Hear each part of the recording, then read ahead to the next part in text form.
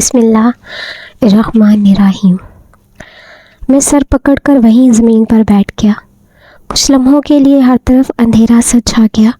پھر اچانک مجھے یوں لگا جیسے قریب پڑے میرے سیل فون سے ابھی تک کبیر خان کی آواز آ رہی ہے۔ میں نے جلدی سے فون اٹھایا۔ دوسری طرف وہی تھا۔ کیا ہوا صاحب؟ اس طرف بہت شور تھا۔ ابھی بولو۔ میں نے چلا کر کبیر سے پوچھا، کیا تم نے اسے مار دیا کبیر؟ نہیں صاحب، ادھر سگنل پر وہ بالکل نشانے پر تھا، پر چوک پر کوئی حادثہ ہو گیا اس لیے رش جمع ہو گیا، مگر ہم اس کے پیچھے ہیں کسی سنسان سڑک پر۔ میری آواز بیٹھ گئی۔ نہیں کبیر خان، تم واپس آ جاؤ۔ کبیر نے احتجاج کیا۔ مگر صاحب، میں نے غصے میں چیخ کر کہا، یہ میرا حکم ہے، فوراً واپس آؤ۔ ٹھیک ہے صاحب۔ کبیر نے فون کاٹ دیا۔ میں اس طرح گہرے گہرے سانس لے رہا تھا جیسے میلوں دور سے بھاگ کر آیا ہوں۔ پھر مجھ سے وہاں ٹھہرا نہیں گیا اور میں گھر واپس لوٹ آیا اور خود کو کمرے میں بند کر کے اندھیروں کے حوالے کر دیا۔ آج میں اپنی زندگی کی سب سے بڑی اور آخری بازی ہار کر آیا تھا۔ کچھ بھی نہیں بچا تھا میرے پاس۔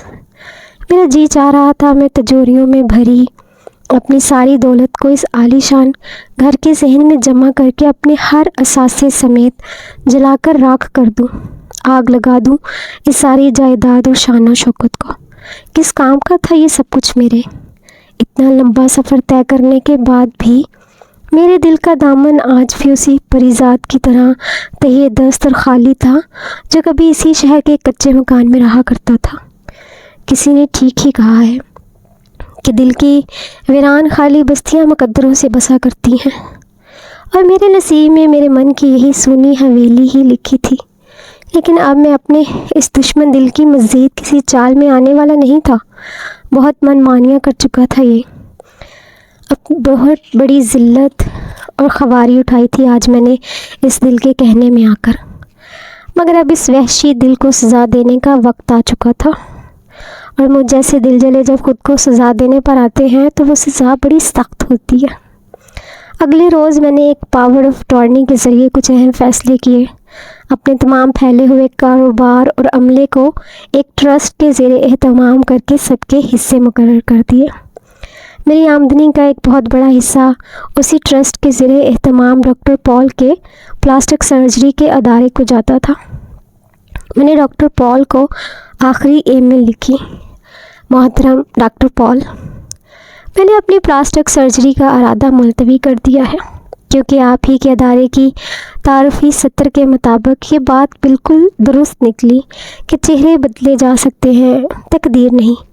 اور مجھے شاید اس بات کا احساس بہت دیر میں ہوا کہ مجھے اپنی تقدیر بدلنے کی ضرورت ہے، چہرہ بدلنے سے کہیں زیادہ۔ مگر افسوس، میں کسی ایسے ادارے کو نہیں جانتا جو اللہ سے سفارش کر کے میری تقدیر بدل ڈالتا۔ میرے ادارے کی آمدنی سے ایک بڑا حصہ ہر ماہ آپ کے ادارے کو ملتا رہے گا۔ میری درخواست ہے کہ آپ یہ رقم ان لوگوں کے مفت علاج پر صرف کیجیے گا جو اپنی سرجری کروانا چاہتے ہیں مگر اس کی استطاعت نہیں رکھتے۔ میری آمدنی کا دوسرا بڑا حصہ میرے اپنے ملک میں ایسے پلاسٹک سرجری کے اداروں کو جائے گا جو یہاں کے نادار مریضوں کے چہروں کا علاج کریں گے، اور پوری سہولیت نہ ہونے کی صورت میں وہ ایسے لوگوں کو آپ کے ادارے تک پہنچائیں گے۔ میرا اسٹاف آپ کے ادارے کو یہاں کے اداروں سے منسلک کروا دے گا۔ یہ میری آخری ای میل ہے کیونکہ اس کے بعد میں خود کو اس دنیا کی بھیڑ میں کہیں گم کر دوں گا، اس لیے کہ میں نہیں چاہتا کہ جس کے لیے میں اپنے چہرے کی سرجری کروا کر اسے خوشنما بنانا چاہتا تھا وہ کبھی میرے اس چہرے کو دیکھے اور اس کی آنکھوں میں میرے لیے حقارت یا ہمدردی کی وہ لہر پیدا نہ ہو جو ازل سے میرا مقدر ہے۔ اور اگر کبھی ایسا ہوا تو وہ لمحہ میرے لیے موت کی اذیت سے کہیں زیادہ بڑھ کر ہوگا۔ میں نے ساری دنیا کی نظریں جھیل لیں مگر اس ایک نظر کو کبھی برداشت نہیں کر پاؤں گا۔ اپنا بہت خیال رکھیے گا۔ دعا گو پریزاد۔ شام تک سارے کاغذ تیار ہو چکے تھے۔ کمالی سمیت چند دیگر سینئر اور وفادار عملے کے ارکان کو بورڈ آف ڈائریکٹرز میں شامل کر دیا گیا۔ میرے بہن بھائیوں، دوستوں، رشتہ داروں اور عملے سمیت سبھی کے لیے ماہانہ مشاہرے کے علاوہ حصے کے طور پر ایک معقول رقم مخصوص کر دی گئی۔ میں نے کچھ ایسا انتظام کر دیا تھا کہ میرے جانے کے بعد بھی سارا سلسلہ اسی طرح چلتا رہے۔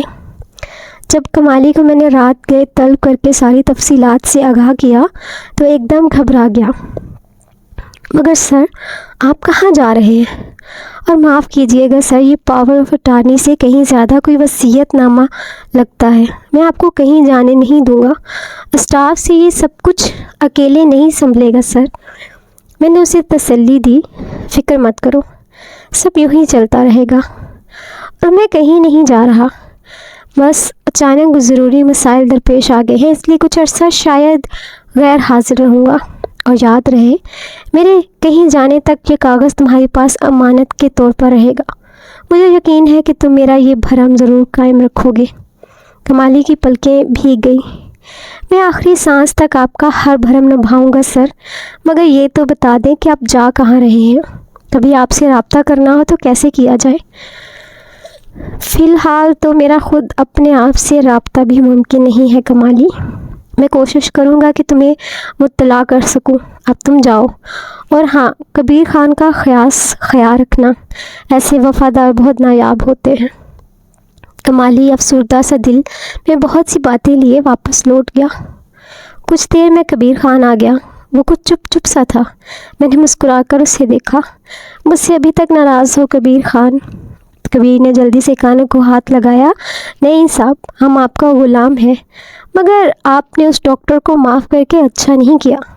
دشمن پر رحم نہیں کھانا چاہیے، کیونکہ جب اس کا وقت آئے گا تو وہ آپ پر رحم نہیں کرے گا۔ میں نے گہری سانس لی۔ تم ٹھیک کہتے ہو کبیر خان، مگر محبت شاید ہمیں بزدل بنا دیتی ہے۔ کبھی کبھی محبت میں ہم ایسے لوگوں کو بھی بخش دیتے ہیں جو خود ہمارے قتل کا باعث بن جاتے ہیں، اور اس جنگل نما دنیا کا بس یہی تو قانون ہے، مار دو یا پھر خود مر جانے کے لیے تیار ہو جاؤ۔ میں نے خود کو مار دیا ہے کبیر خان۔ کبیر خان سر جھکائے وہاں سے چلا گیا۔ اگلے 2 دن بھی پر لگا کر اڑ گئے، اور پھر عدنان اور عینی کے امریکہ روانگی کا دن بھی آ گیا۔ وہ دونوں بے حد خوش دکھائی دے رہے تھے۔ عینی اب بھی وہی ضد میں تھی۔ میں تو کہتی ہوں آپ بھی ہمارے ساتھ چلیں، 3-4 ہفتے میں سارے ٹیسٹ ہو جائیں گے، اور پھر آپریشن کے بعد ہم سب اکٹھے واپس آ جائیں گے۔ کتنا مزہ آئے گا جب ہم تینوں وہاں ایک ساتھ ہوں گے، ورنہ یہ عدنان تو اپنی بورنگ باتوں سے میرا سر کھا جائے گا۔ اتنے بہت سے دن میں نے وعدہ کیا۔ تم لوگ پہنچو، میں بھی جلد آنے کی کوشش کروں گا۔ یہاں پیچھے بہت سے کام ادھورے پڑے ہیں۔ عدنان نے سر ہلایا۔ کوشش نہیں جناب، آپ کے اس بلی کے آپریشن سے پہلے ہر حال میں پہنچنا ہی ہوگا۔ اسے اکیلے برداشت کرنا خود میرے بس کی بات بھی نہیں ہے۔ ہاں، البتہ آپ کی موجودگی میں کافی سوبر برتاؤ کرتی ہے۔ عینی نے اسے گھورا۔ بکو مت، پریزاد جانتے ہیں کہ میں کتنی سوبر اور ویل مینرڈ ہوں، تمہاری گواہی کی ضرورت نہیں۔ اتنے میں اندر سے ان کی فلائٹ کا اعلان ہونے لگا۔ میں نے ان دونوں کو رخصت کیا۔ ٹھیک ہے بابا، تم دونوں ہی بہت اچھے ہو، چلو اب دیر نہ کرو، فلائٹ کا اعلان ہو گیا ہے۔ عینی جاتے جاتے ایک لمحے کے لیے پلٹی۔ میرا دل بے قابو ہونے لگا۔ وہ میرا سب کچھ لوٹ کر اپنے ساتھ لے جا رہی تھی۔ اس کی آنکھیں بھی بھیگ رہی تھیں۔ پریزاد، وقت پر پہنچنے کی کوشش کیجیے گا۔ میں وہاں روزانہ آپ کو بہت یاد کروں گی۔ اپنا بہت خیال رکھیے گا۔ میری آواز کپ کپا سی گئی۔ مجھے یوں لگا جیسے میرا دل کسی نے مٹھی میں لے کر بہت زور سے مسل ڈالا ہو۔ تم بھی ہمیشہ میری یادوں میں رہو گی میری پیاری RJ۔ الوداع۔ میں ایک لمحہ رکی اور پلٹ کر اندر لاؤنج کی جانب بڑھ گئی۔ میں بہت دیر تک اسے لوگوں کی بھیڑ میں گم ہوتا ہوا دیکھتا رہا۔ اپنی زندگی کو اپنے سے قدم بقدم دور جانے کا یہ نظارہ شاید دنیا میں مجھ سے پہلے کسی بد نصیب نے نہ کیا ہو۔ عینی چلی گئی۔ میں جہاز کی اڑان بھرنے تک والی اناؤنسمنٹ تک وہیں بیٹھا رہا۔ لوہے اور چند دیگر دھاتوں کا بنا ہوا ایک 2 ہیکل ہوائی جہاز مجھ سے میرا سب کچھ چھین کر بہت دور اڑان بھر گیا۔ میں گھر واپس لوٹا تو آدھی رات ڈھل چکی تھی۔ میں نے ڈرائیور سے کہا کہ وہ گاڑی نکالے، مگر کبیر خان کو اطلاع نہ کرے، مجھے شاید کچھ دیر کے لیے اسی کام سے جانا پڑے گا۔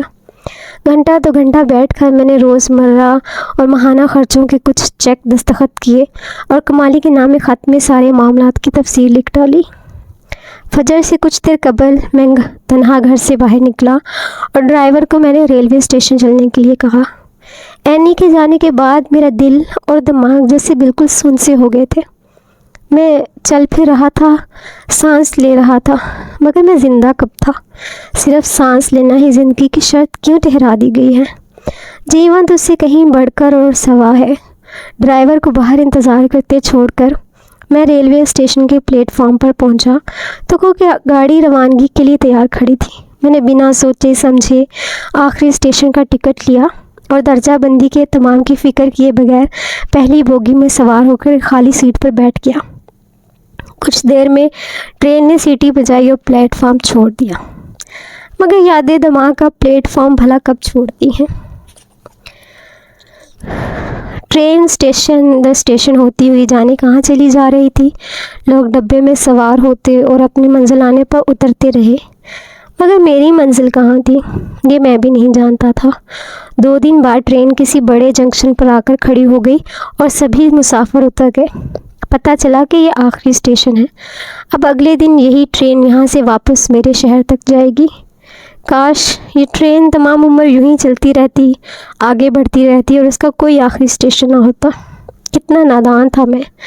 کیا سوچ کر اس ٹرین میں آ بیٹھا تھا کہ میرا بقیہ تمام عمر کا سفر اسی ٹرین میں کٹ جائے گا۔ جب تیسری بار ٹرین کے عملے نے مجھے آ کر یہ بتایا کہ اب یہ گاڑی آگے کہیں نہیں جائے گی تو میں نیچے اتر آیا اور کچھ فاصلے پر بچھے لکڑی کے ایک پرانے سے بینچ پر جا کر بیٹھ گیا۔ دنیا کے سارے ریلوے اسٹیشن شاید ایک سے ہی ہوتے ہیں۔ ناساز ٹھیک ہی کہتا تھا، منزلیں اپنی جگہ، راستے اپنی جگہ، جب قدم ہی ساتھ نہ دے تو مسافر کیا کرے؟ یہاں پر موجود سبھی مسافر کوئی نہ کوئی منزل اور مقصد سفر رکھتے تھے۔ ہر کسی کو کہیں جانے کی جلدی تھی، بچے، بوڑھے، عورتیں اور مرد، بھیڑ ہجوم اور بھانت بھانت کی بولیاں، اجلت، زیادہ راہ اور راستوں کی فکر، سبھی کسی نہ کسی دھن میں مگن تھے، مگر میں بے حصہ بیٹھا اطمینان سے یہ سب دیکھتا رہا۔ شام ڈھلی اور پھر گہری رات نے ڈیرے ڈال دیے۔ میرے پیچھے وہاں گھر میں ضرور طوفان آ چکا ہوگا۔ جب کئی گھنٹے انتظار کے بعد میں واپس نہیں لوٹا ہوں گا تو کبیر نے ضرور اسٹیشن کے باہر میرے انتظار میں کھڑے ڈرائیور سے رابطہ کیا ہوگا، یا وہ اس سے بھی پہلے میری تلاش میں نکل چکا ہوگا۔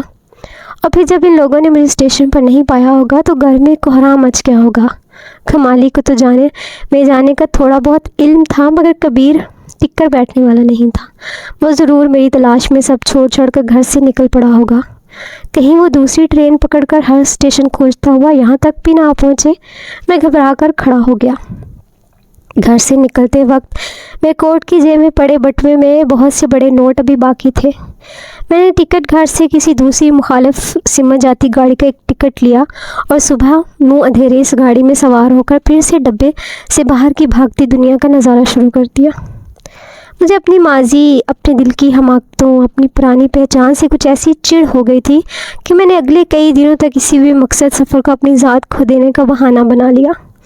جہاں گاڑی رک جاتی میں وہاں سے کسی اور جانب کا کوئی ٹکٹ لے کر کسی اور گاڑی میں بیٹھ جاتا۔ مجھے شہروں یا بستیوں کے ناموں سے کوئی غرض نہیں تھی، نہ ہی میں نے اس عرصے میں کسی ریلوے پلیٹ فارم سے باہر نکل کر اس شہر، بستی یا گاؤں کو نظر بھر دیکھا تھا۔ میں تو بس چلتے رہنا چاہتا تھا۔ میری شیر بڑھتے بڑھتے داڑھی کی صورت اختیار کرنے لگی تھی اور میرے کپڑے دھول اور مٹی سے غرق ہو چکے تھے، مگر اب مجھے کسی چیز سے کوئی غرض نہیں تھی۔ جہاں بھوک یا پیاس کا احساس ستاتا وہیں اتر کر کسی پلیٹ فارم پر لگے نلکے سے پیاس بجھا لیتا اور کسی ٹھیلے والے سے کچھ لے کر کھا لیتا۔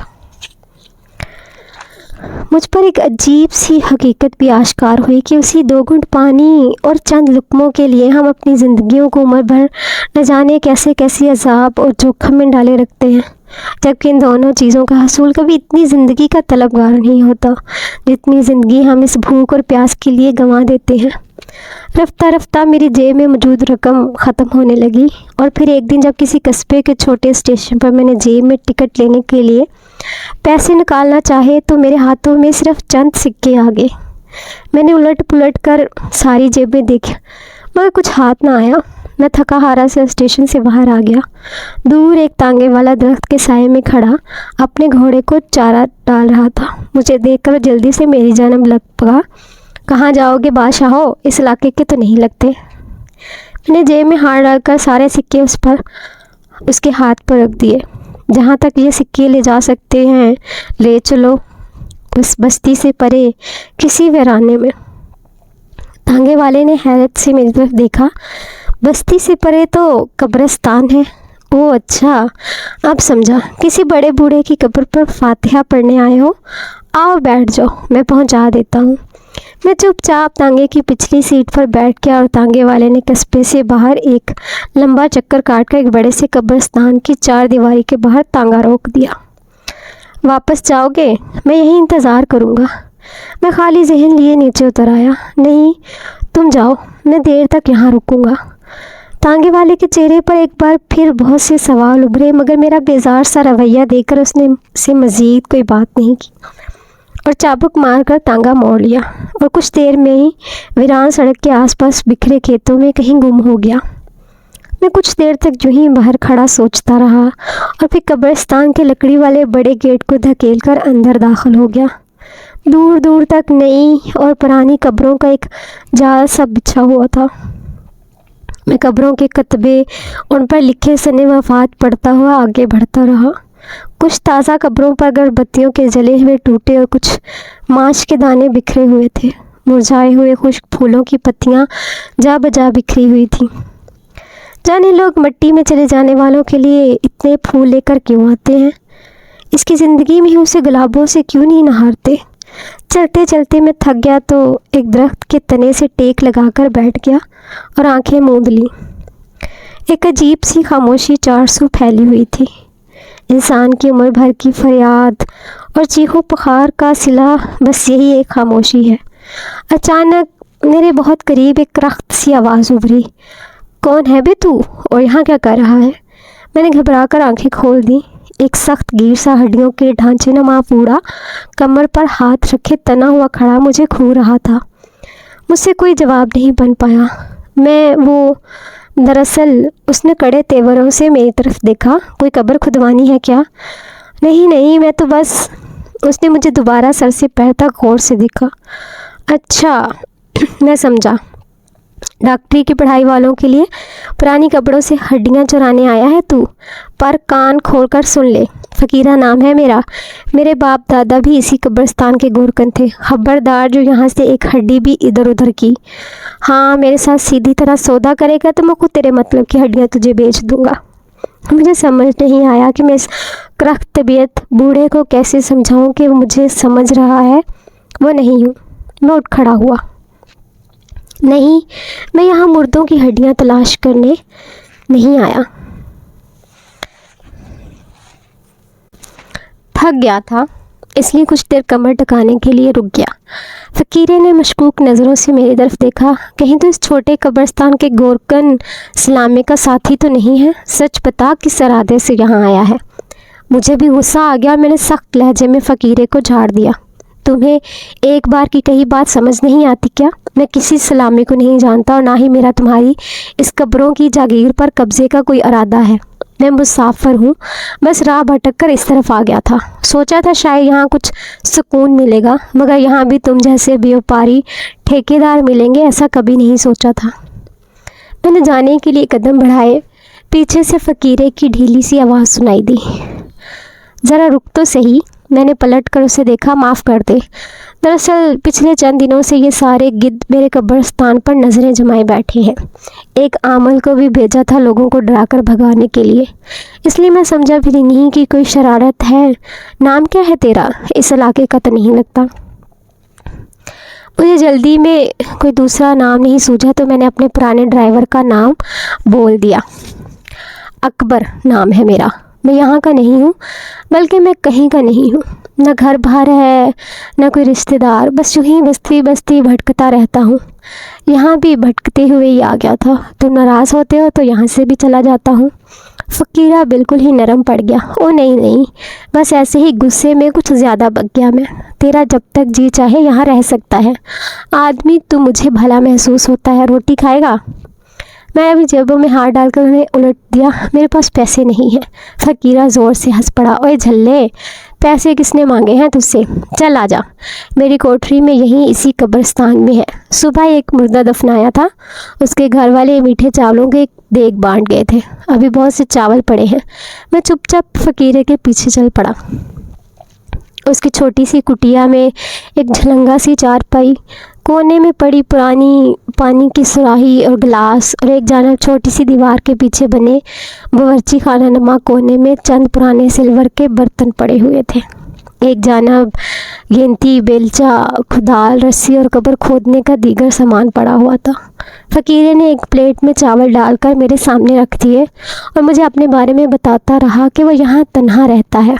شادی اس نے کبھی کی نہیں اور میری طرح اس کا بھی کوئی رشتہ دار نہیں ہے. باتوں باتوں میں شام ڈھل گئی اور جب میں فقیر کی کٹیا سے باہر نکلا تو رات ڈھل چکی تھی. میں نے فقیرے سے رخصت چاہی تو اس نے مجھ سے پوچھا، اب کہاں جائے گا؟ پتہ نہیں، جہاں یہ رستہ لے جائے. فقیرے نے چند لمحے سوچا اور پھر مجھے آواز دے کر روک لیا. تو یہی کیوں نہیں رہ جاتا؟ تیرا ٹھکانہ بھی ہو جائے گا اور میرا ہاتھ بانٹنے والا بھی مجھے مل جائے گا. میں نے حیرت سے اسے دیکھا. مگر میں یہاں کیا کروں گا؟ وہ زور سے ہنسا. میری طرح قبریں کھودے گا اور کیا؟